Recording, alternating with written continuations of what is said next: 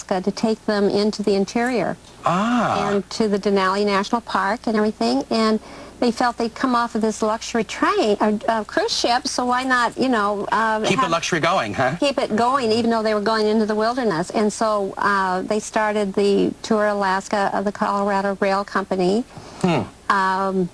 It was based in Seattle, now in Colorado. And so they started this train, and then each of the cruise ships found that they had to follow suit in order to be competitive. So the luxury train started in Alaska, really, in this country. We have them in Canada and various places. But what we're developing right now is the luxury Golden Eagle, which will have beautiful sleeping quarters and lounges, disco. My goodness. Lovely dining. So really, the whole art of travel, sort of from yesteryear, is really coming back in train style.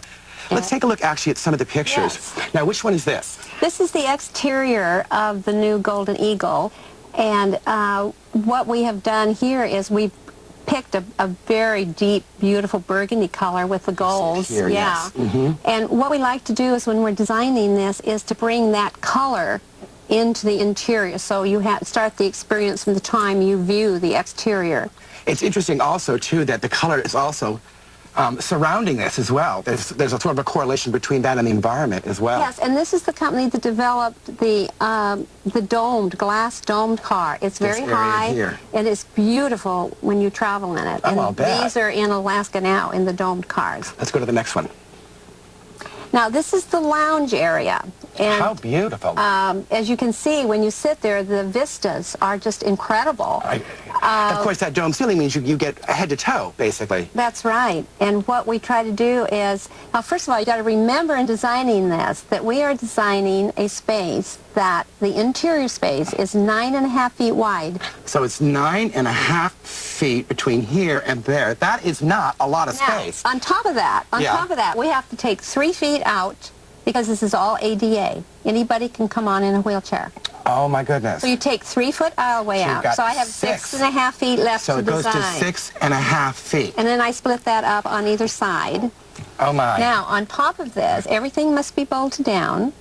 I would imagine, yeah. And we have motion and we have vibration that we try to design around. So you've got like small space on the move. So really the challenges of doing something like this is to somebody who's going to be on these trains, they probably don't realize what a hassle you have to go through to get these things to look as beautiful as they do. Well, and the thing is that you must keep the scale. I mean, you want comfortable furniture, and you need furniture design that you can get in and out of comfortably, the arms and the space. Well, this illustrates a really good point. One of the things that we teach all the time is don't put small things in a small room. Yeah. Put larger scale things in a small space to give it the impression that it's bigger than it is. Well, you have to design it with the arm space on the sofas and stuff, so it actually looks like it, but we have the furniture made up, so we actually make it look larger, but it is a little smaller.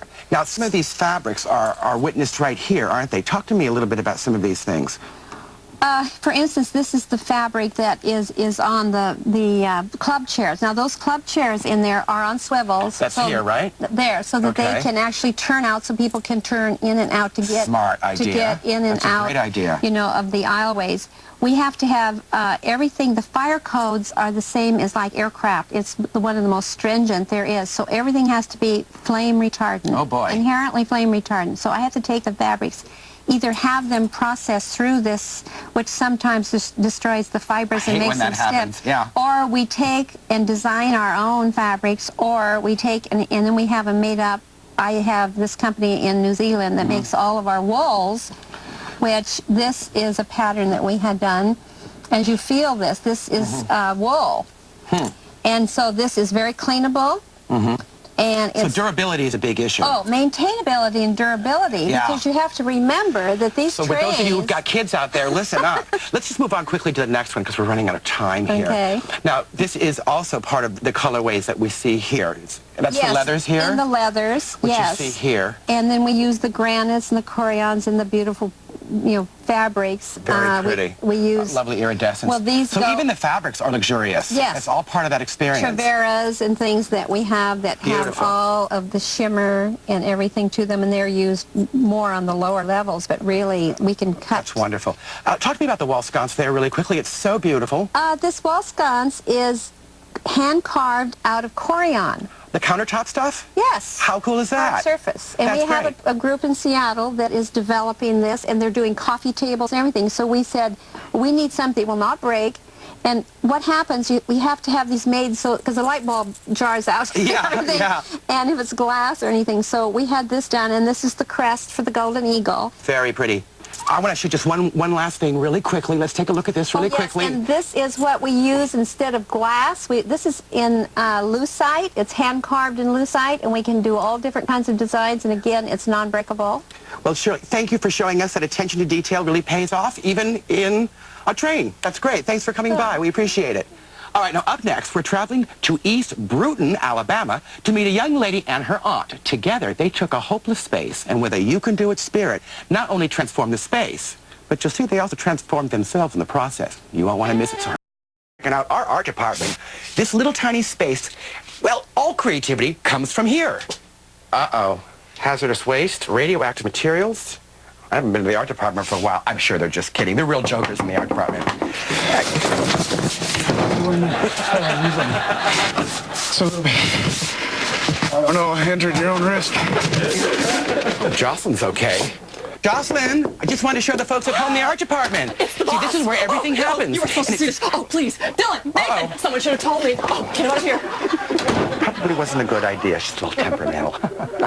Well, anyway, let's go to Alabama to meet a couple of women who not only transformed what seemed to be a hopeless space, but transformed themselves in the meantime. Check this out. Kim Johnson and her aunt Wanda Robertson faced a challenge, finding Kim an affordable place of her own. Kim was finally offered a house in her Brewston, Alabama hometown, but she was still a little hesitant to take the big step and move in. Looked really bad at the beginning, and we seen an opportunity for it to turn it into something that I would really like. It had black paneling. Yes. The floor was It needed a lot of that work. had big holes in it. And The was walls had half holes in torn. it. Yeah, the walls had holes in it. So, But Wanda actually saw potential in the place. I said, let me just think on it a minute. Let's just don't jump into saying, no, this is impossible. Wanda convinced Kim that what they could do was turn the nightmarish space into a beautiful home for very little money. Using the furnishings Kim already owned, they mentally divided the room into 3 distinct areas. First, they created a living room. She had this couch in storage, and we just knew we could take this style of couch and make it the separation from her living room to her kitchen. We started out by painting the ceiling because it was in really bad shape, and Kim painted that white. Then on the living room wall, we wanted something kind of unusual, so we took 4 or 5 different colors of paint, and so Kim started sponging it on the wall, and she said, well, I don't think this is going to work, But I said, well, just keep going for a little bit because we can always paint over it. And the more she did it, the more she said, I like this. She kind of like had paint running down her arm. really got into it.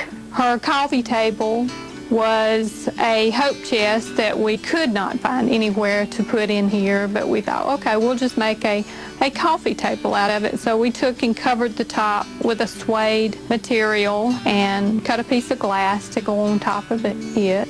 Her little section of her living room turned out very well. Wanda and Kim hit the discount stores and garage sales for the items Kim didn't already own. I bought a bolt of material that I found for $2 for the whole bolt. So we made curtains out of them.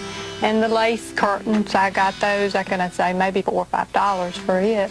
The curtain rods, we give 50 cents a piece for those. Next, they used the same kind of ingenuity to give the small kitchen style and function. Wanted to separate the living room from the kitchen, so we've gone with a different theme. I like fruits, so we found the fruit wallpaper, and as you see, that's what we have put in here. Here I have the window. We have dressed it up in a beautiful lace curtain and followed by some shutters we had gotten from a garage sale. And once again, we didn't pay a lot for. That really makes it look really nice. The sink looked really horrible, and we wanted to cover it up. And we came up with a solution of making a tray to put on top of it. After Wanda put the final touch in the kitchen by sponging faux brick into the sink front, the fearless duo took on the bedroom. They first hung a fabric wall to separate the room from the front door, to give Kim a sense of privacy. A marble column anchors the area. Everybody has noticed that pole because it's just a PVC pipe that we took and covered it in marble wallpaper. You know, everyone thinks it's real marble. A $3 roll of wallpaper gave the room a Victorian personality. Kim and Wanda were able to solve the one little nagging problem. I didn't have a window in my bedroom, and luckily somebody up the road was redoing their windows in their house, and we were able to get one of the old windows that they had, and we stenciled some ivy on it and decorated it with a curtain. And I was also able to fit all my furnishings that was in my other home into here. They fit really nice. Wanda and Kim, working together, were able to complete the home in a minimum amount of time. So we had 3 weeks. About 3 weeks. Every day till very late. Yeah. Because we both work full-time jobs. Both women are proud of the fact that the whole apartment was done for under $300. Family and friends are amazed at the decor. And Kim is delighted that she finally has a place she can call her own. Living here is, it's all me. Everything. You're so proud. I'm very proud of the place. I enjoy coming home. This project has also made the bond between Kim and her aunt grow much deeper. Just made us realize how much, I guess, more we have in common. Weren't they great? You know, it's that kind of courage that makes me proud. And with that kind of spirit, anything's possible. Oh, and by the way, Jocelyn Boris, our fabulous creative director, does an extraordinary job with her team each and every day. And I hope you're enjoying meeting a little bit of our television family this season. Remember, nothing fabulous happens by oneself. It's all about enrolling others. You know, someone once said, a small house well filled is better than an empty palace. Remember that little phrase as you tackle your small space challenges. All it takes is a little imagination and ingenuity. You know, when space is limited, think big and make every inch count. That's key. You know, many times we're faced with challenges that seem insurmountable because we choose to believe in the impossible. But when you think about it, there isn't anything the human spirit can't accomplish with a positive frame of mind. So dare to dream and make those dreams come true. Baby steps first, but you can do it. Bye for now. Guests of the Christopher Lowell Show stay at the Sheraton Universal.